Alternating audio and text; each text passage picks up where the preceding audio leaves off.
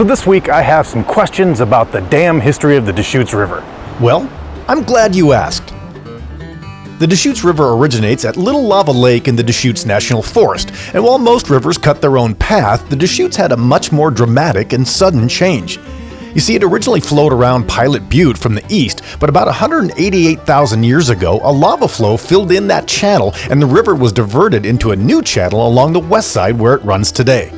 For countless generations, Native American tribes like the Warm Springs, Wasco, and Paiute have called this land home, using the Deschutes as a source of sustenance, its waters for fishing, and even transportation.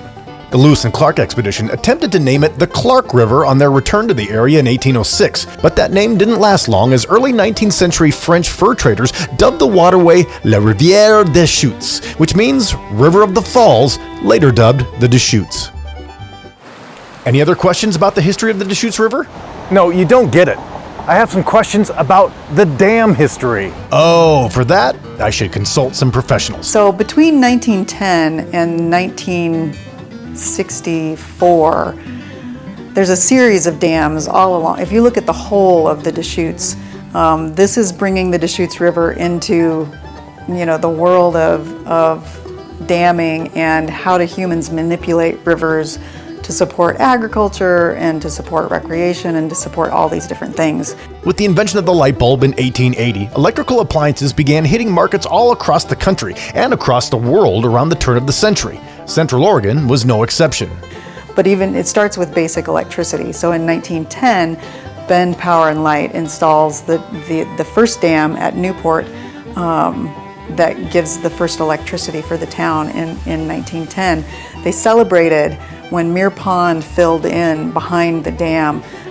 Putnam and all the biggies got out their boats, and there were 7 canoes that were on Muir Pond to celebrate the creation of the pond.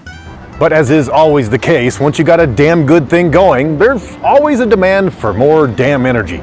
And then in 1915, you get the Colorado Dam.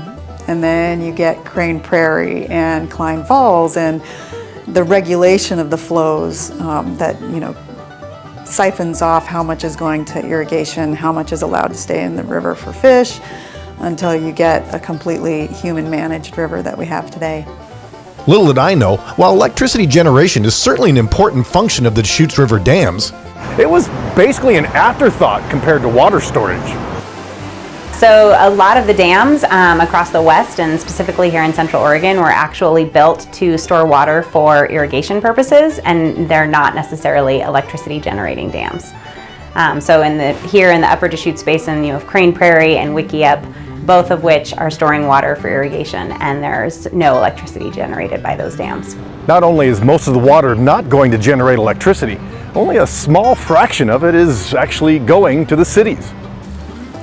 So another little known fact is that only 2% of the water in the basin is going to cities and municipalities, and actually 86% of the water in the basin is being used for agriculture and irrigation.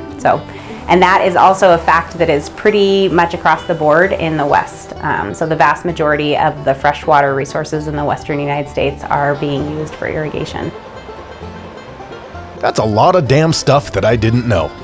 For Central Oregon Daily News, I'm Scott Elmas. Thanks for watching. If you liked this video, be sure to give it a thumbs up. Hit the subscribe button and ring the notification bell so you don't miss out on more videos from Central Oregon Daily News. And for more news from the high desert, just visit centraloregondaily.com.